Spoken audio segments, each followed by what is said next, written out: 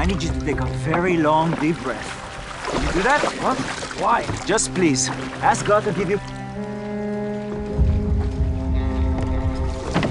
At the time, the ruling power in the world was the Roman Empire. They have conquered and taken control of a lot of different peoples and lands, cultures, and religions. 4 convicted revolutionaries. Jewish zealots, darling. Leave the governing to me. Pilate is the governor of Judea. His wife's name is Claudia, and they had originally been assigned to a different jurisdiction outside of the Middle East. Emperor Tiberius didn't really like Pilate because he was a little bit too brutal and he was a little bit entitled and just kind of like off-brand in a way. I have been reprimanded for my use of force. So if word spreads that everyone in Israel is heavy-handed, then I have to be even less forceful.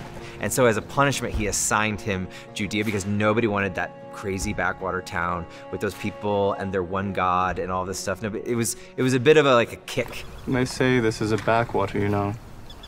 Punishment, even. I guess we're sharing the same cell, then.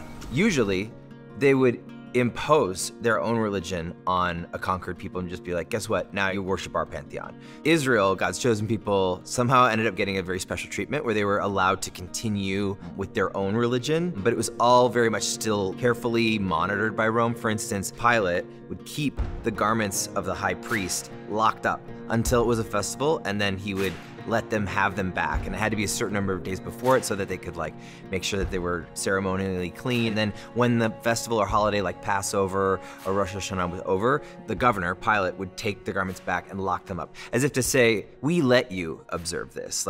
This is on our terms. Ask of me anything you wish for, and I will give it to you. Herod's not really a king. He's just what's called a client king. King in name only. The actual power is Rome. They let him serve as a king of the Jews, but he didn't really have that much power. Some, but not as much as the actual emperor. He's one of us, and he's unlawful. I am not afraid of him. He may not be as bad as his father, but he is still bad. Herod the Great was his father. That was the guy who had all of the babies killed when the wise men came and said, a king of the Jews has been born in Bethlehem. He's like, well, then we gotta wipe out anyone under 2. And then his son, Herod Antipas, is the current client king of Galilee. Herodias is Herod Antipas's current wife. Herodias had been married to Herod Antipas's brother, Philip, and then she ended up marrying Herod Antipas, and John the Baptist viewed that as a kind of incest. I'm gonna march straight into his court, and I'm gonna tell him to his face. You do know how that's going to end, don't you? Herod Antipas put John the Baptist in prison to just get him out of the way, but Herodias, that wasn't enough for her. 2 of his followers are former disciples of the late blasphemer John the Baptizer.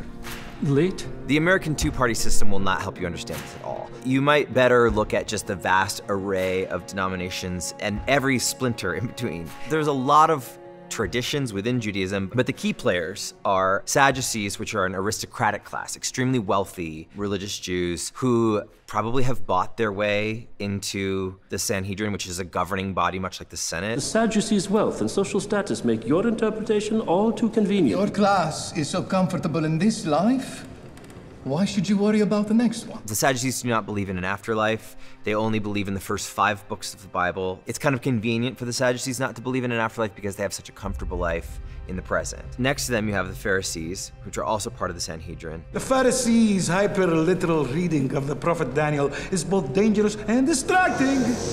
They are more traditional, meaning they believe in all of the books of what we now call the Old Testament, but they also placed a lot of emphasis on extra-biblical tradition. They came up with their own ideas about really, really strict rules of how we observe things, how we do things, and in the show we've had to differentiate from time to time. This is what's in Torah, and then this is rabbinic teachings. You're not supposed to make healing concoctions on Shabbat. Your obsession with what is clean and unclean goes farther than God intended. People think scribes are the people who just wrote stuff down. I know what scribes are. It's not necessarily true. The scribes are lawyers. We also call them lawyers. That doesn't mean they would help you sue someone.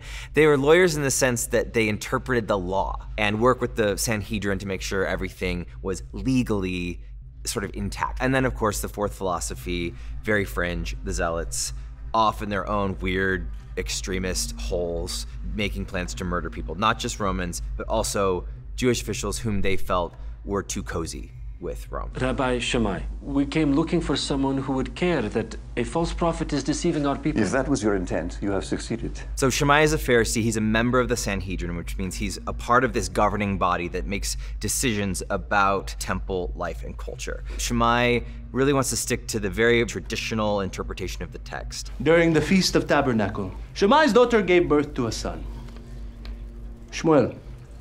He climbed up onto the roof of the chamber where she and the boy lay and tore open a hole in the plaster just to make it a sukkah. He had people who were like in his school of thought, fellow Pharisees who agreed with his interpretation and wanted basically for nothing to change. A rabbi 300 years ago said observing Sabbath should be done this way and not deviated from, and then he would point to that as precedent, much like our Supreme Court might do today for a decision that's been handed down in the past, perhaps before any of them were even born. So in Shammai's school of thought, we're dwelling heavily on tradition and precedent and previous rabbis. The house of Hillel will fall, and the house of Shammai will rise. Hillel represents the opposite spectrum of Shammai. Hillel wanted to reform the traditions that had bubbled up and become conflated with Torah. Hillel wanted to make changes. He was like, some of this stuff is really hard on our people. We need to make reforms. And when someone like Jesus comes along, Hillel and his school of thought were more open to progressing things beyond the way they just always had been done. Whereas the school of Shammai was like, no, we're never changing. They both are committed to Torah equally, only Shammai is more literal, while Hillel focuses on the broader principle. The role of the high priest was to be an intercessor between the people and God. The high priest was the only person in all of Israel who on the Day of Atonement could enter the Holy of Holies, where the presence of God dwells. The highest religious figure in the religious order of Judaism. Caiaphas is the current serving high priest of Israel. He is the son-in-law of Annas, who is the former high priest, which created some strife in the family and some kind of whispers among town, like, why did the son-in-law get it and not like one of that? He had a bunch of other sons that he could have chosen. It is a role that sends back generations through a particular family. Caiaphas married into this family and then got the job. He wasn't technically a descendant of Aaron or the Levites. Kind of shady. This meeting is adjourned. Caiaphas, this report is bloated and skewed with a biased agenda. I said we're finished here, Shimon.